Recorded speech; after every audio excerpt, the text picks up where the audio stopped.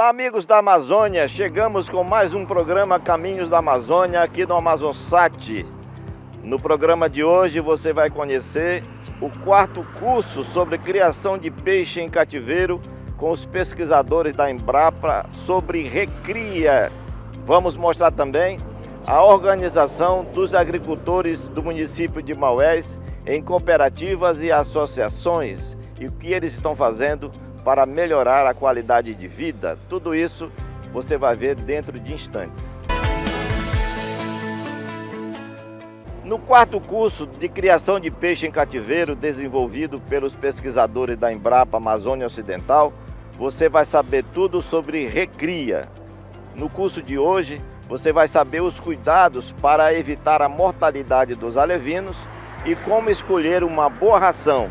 É uma parceria entre o programa Caminhos da Amazônia e a Embrapa Amazônia Ocidental. Fala, piscicultor! Nesse vídeo vamos falar de uma fase muito importante na criação, a recria. É ela que vai garantir uma boa engorda com bastante lucro. Na realidade, a recria é uma fase em que se transforma um alevino de 1 grama a 1,5 gramas em um juvenil de peso acima de 30 gramas. Esse é o peixe que está no ponto para povoar o viveiro de engorda.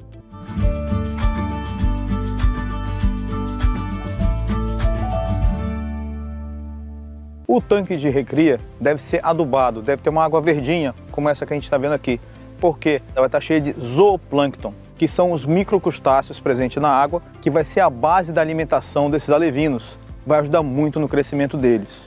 Ao chegar, os peixes devem ser aclimatados. A gente vai misturar a água do tanque com a água daquele veio, até ficar com uma temperatura bem parecida, aí a gente solta eles. A densidade de estocagem que a gente usa na recria é de 10 alevinos por metro quadrado, podendo chegar até 40 alevinos por metro quadrado, utilizando a aeração.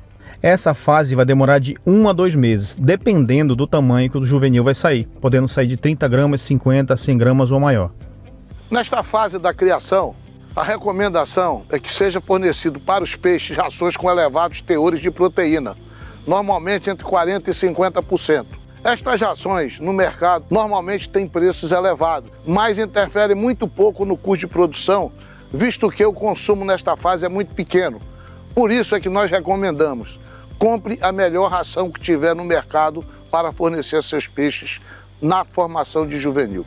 Além de dar as melhores rações possíveis, com o maior aporte proteico possível, a gente também vai fornecer o maior número de vezes ao dia, de 4 a 6 vezes por dia, o que a gente conseguir fazer o peixe comer.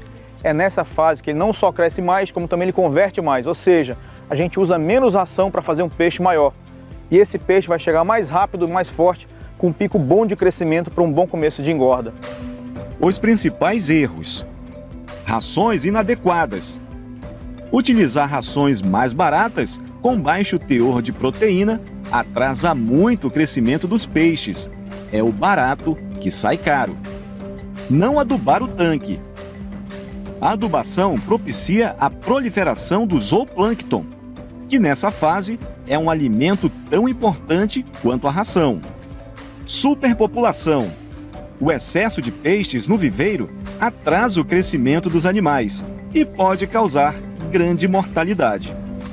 Ao final da recria, quando os peixes já se encontram com peso acima de 30 gramas e, consequentemente, aptos a serem transportados para o viveiro de engorda, é necessário que seja feita uma pesagem de uma amostra de pelo menos 100 peixes para que se calcule o peso médio e que essa pesagem já vai ser a primeira biometria da próxima fase de desenvolvimento do peixe, que é a engorda. É isso aí, pessoal. A recria é fácil, não tem nenhum segredo, só que ela é de grande importância para a criação. Você vai pegar o peixe na fase mais frágil da vida, que é o alevino, e você vai levar para uma fase que ele está mais forte, juvenil, que ele já vai aguentar a engorda, né? Isso é muito importante para começar bem uma engorda com mortalidade zero. No próximo bloco você vai conhecer como os agricultores de Maués estão se organizando para enfrentar a baixa do preço do Guaraná e ganhar novos mercados. A gente volta já.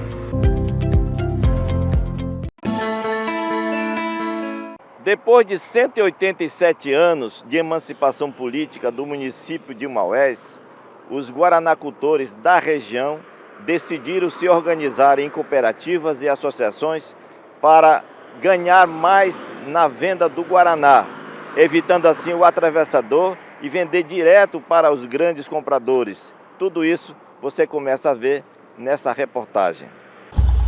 O cultivo do guaraná é uma atividade econômica antiga, lucrativa e sustentável, e reúne em torno dela sucessivas gerações.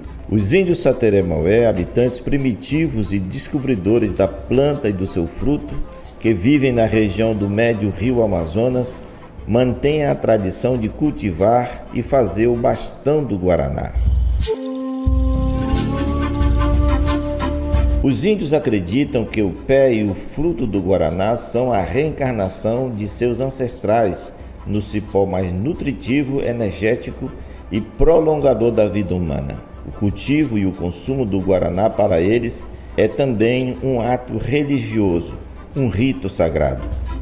Durante a festa do guaraná são encenadas por atores locais as lendas do curumim, o menino que depois de morto voltou à vida através do pé de guaraná, e da Seressaporanga, a moça mais bonita da tribo, que teve o mesmo destino do curumim.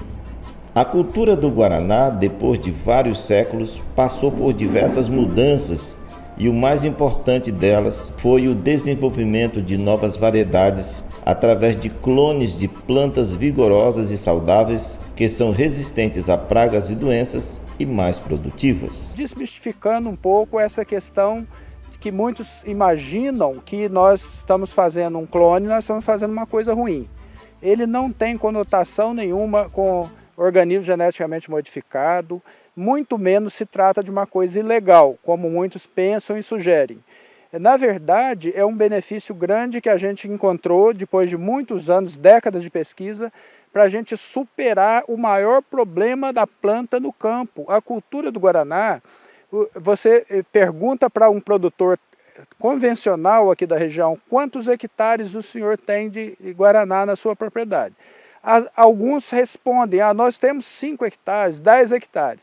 Se você for lá para ver, você vai ver só buracos no meio, as plantas morreram.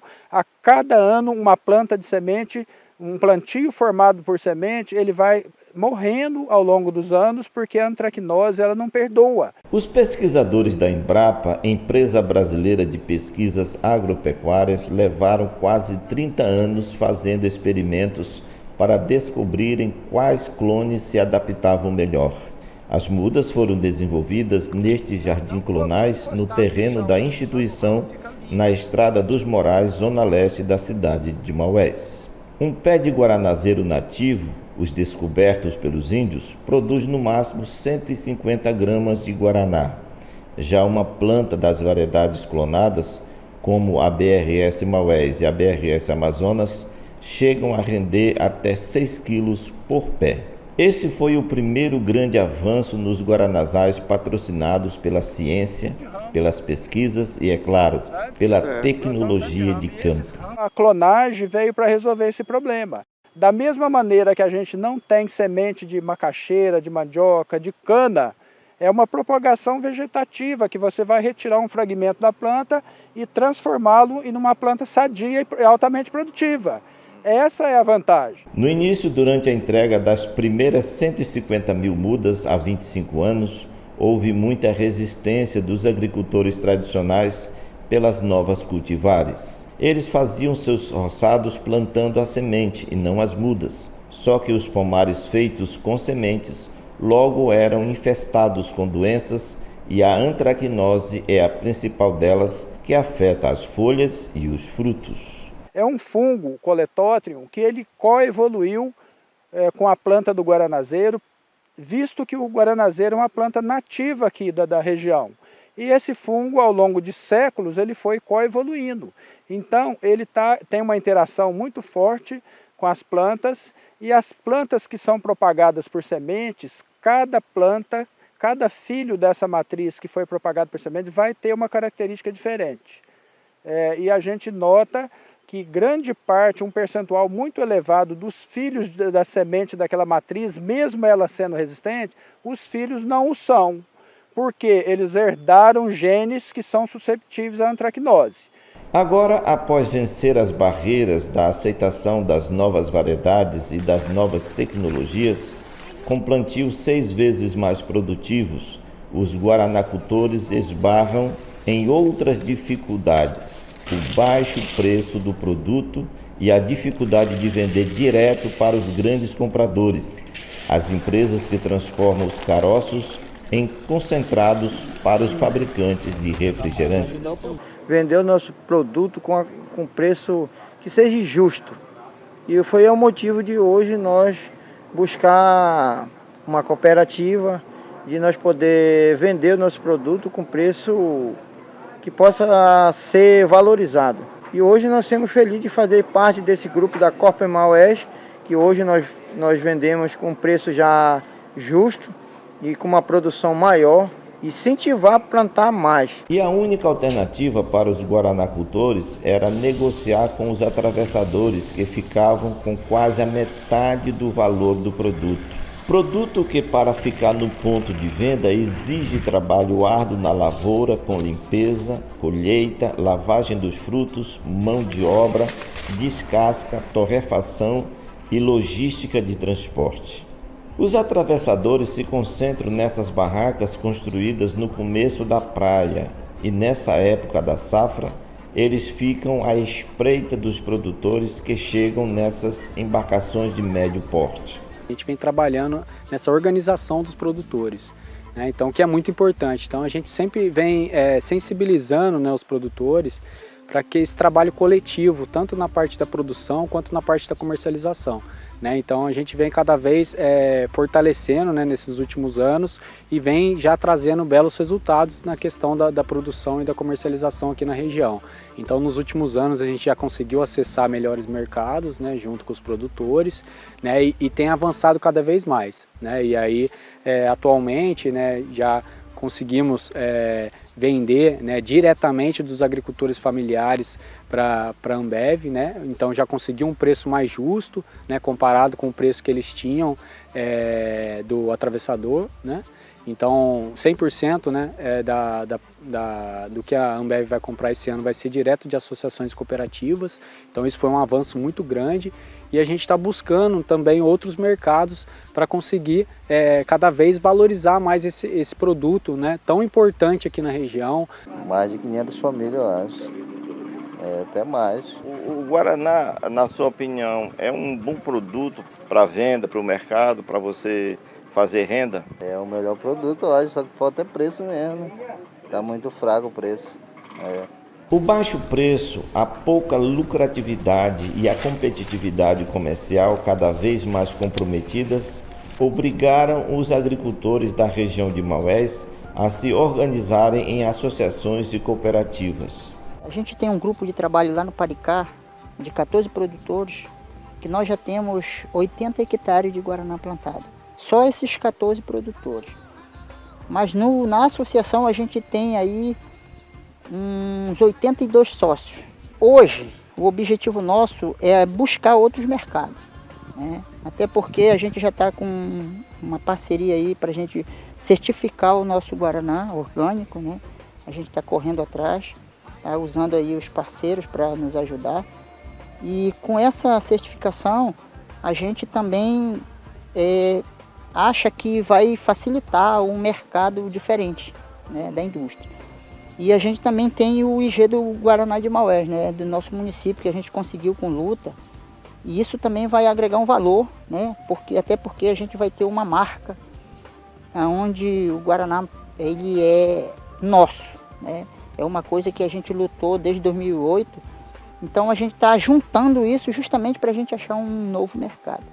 Isso é o nosso principal objetivo agora nesse momento. E as mudanças tomadas pelos agricultores logo ganharam o apoio de representantes de entidades e instituições especializadas em organização de pessoas e gestão de negócios, como do IDESAN, Instituto de Conservação e Desenvolvimento Sustentável da Amazônia, do IDAM, Instituto de Desenvolvimento Agropecuário e Florestal Sustentável do Amazonas, da Federação da Agricultura e Pecuária do Amazonas através do Sistema Nacional de Aprendizagem Rural, o SENAR, e do Serviço Brasileiro de Apoio às Micros e Pequenas Empresas, o SEBRAE, e de várias secretarias municipais da Prefeitura de Maués. A aliança está aqui em Maués desde 2017, desde o segundo semestre de 2017. A partir de 2018 a gente começa a trabalhar efetivamente com os produtores locais. Então a gente fez todo um estudo, que é o estudo da cadeia de valor do Guaraná, para entender quais são as demandas e as potencialidades dessa cadeia e o que o Guaraná pode oferecer aqui para o município. Então, desde que a gente conseguiu entender melhor as demandas da cadeia de valor do Guaraná, a gente conseguiu, a partir daí, organizar essas associações. E, obviamente, essa organização ela é lenta, né, devido a todas as fragilidades que a gente tem aqui no nosso estado. A baixa escolaridade dos produtores, as grandes distâncias, né, e a descrença muito grande nas organizações sociais. Então, esses desafios tiveram que ser quebrados. Mas eu vejo que a aliança, junto aos parceiros locais aqui, a equipe da Ambev, a gente conseguiu fazer um trabalho muito cirúrgico com esses produtores e hoje nós temos 12 organizações que estão aptas a vender diretamente para a Ambev. Então isso ocorreu mais rápido até do que nós imaginávamos, né? Tínhamos uma meta esse ano de apoiar 3 organizações e hoje a gente já tem toda uma cadeia apoiada e fortalecida para realizar a venda direta para a Ambev. No próximo bloco, além de ganhar certificação de garantia de procedência, os agricultores também conquistam consumidores europeus e norte-americanos.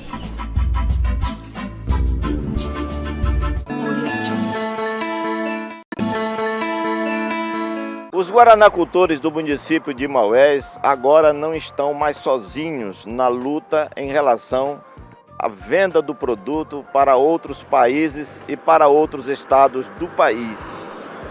A produção do Guaraná está se estendendo para outros municípios do Amazonas.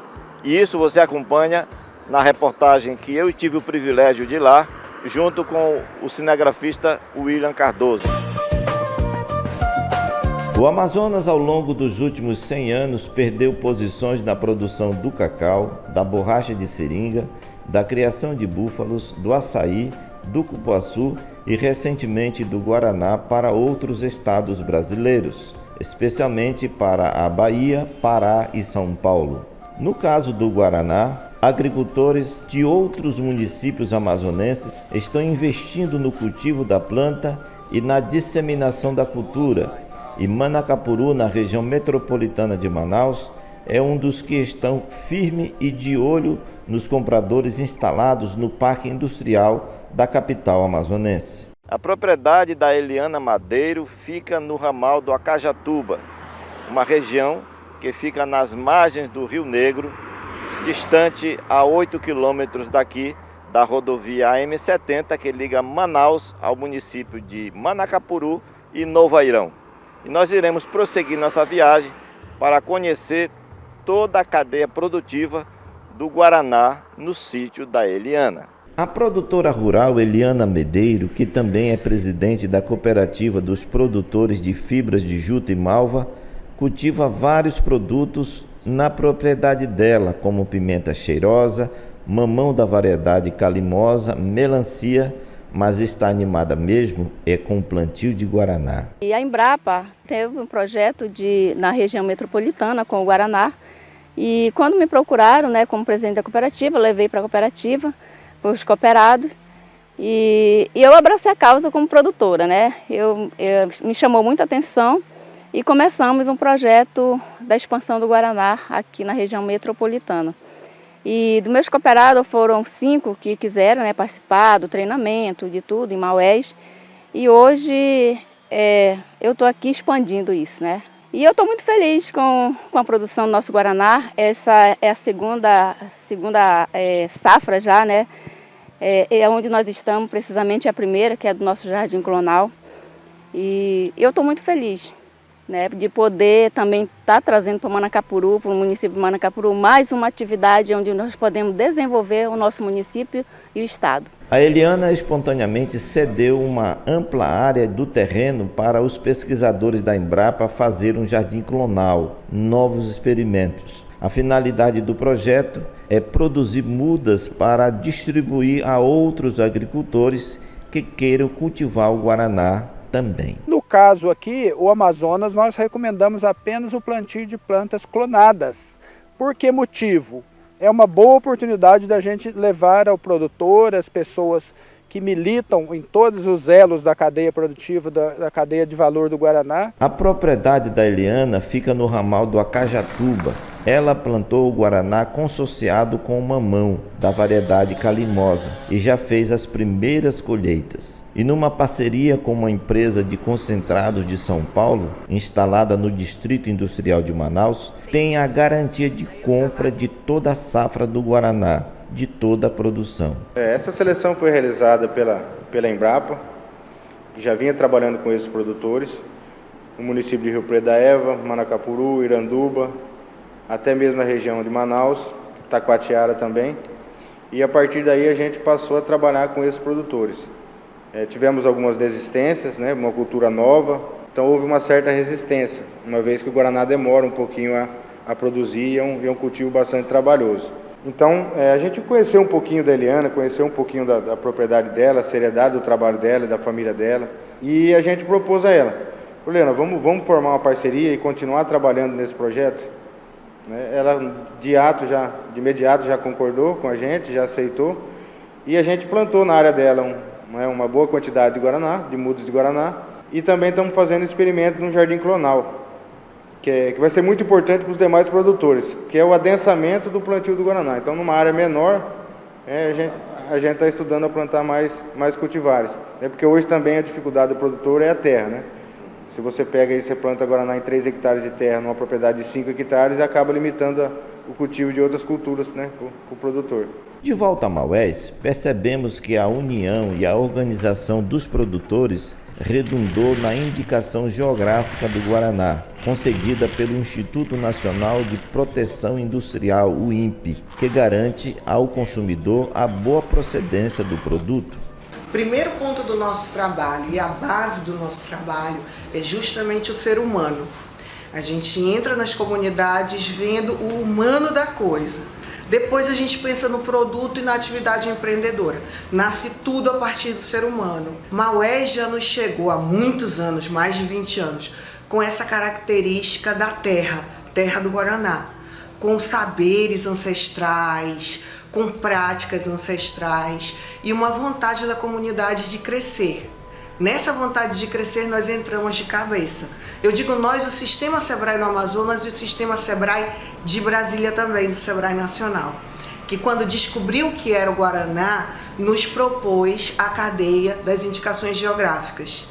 Aí foi um outro trabalho de base, principalmente da área técnica do Sebrae, de administração passada, inclusive. O Luca D'Ambros, de origem italiana, é produtor, beneficiador e exportador de guaraná. Ele está muito entusiasmado com a concessão do IG ao Guaraná de Maués. Luca acredita que agora o Guaraná de Maués será uma única marca reconhecida internacionalmente.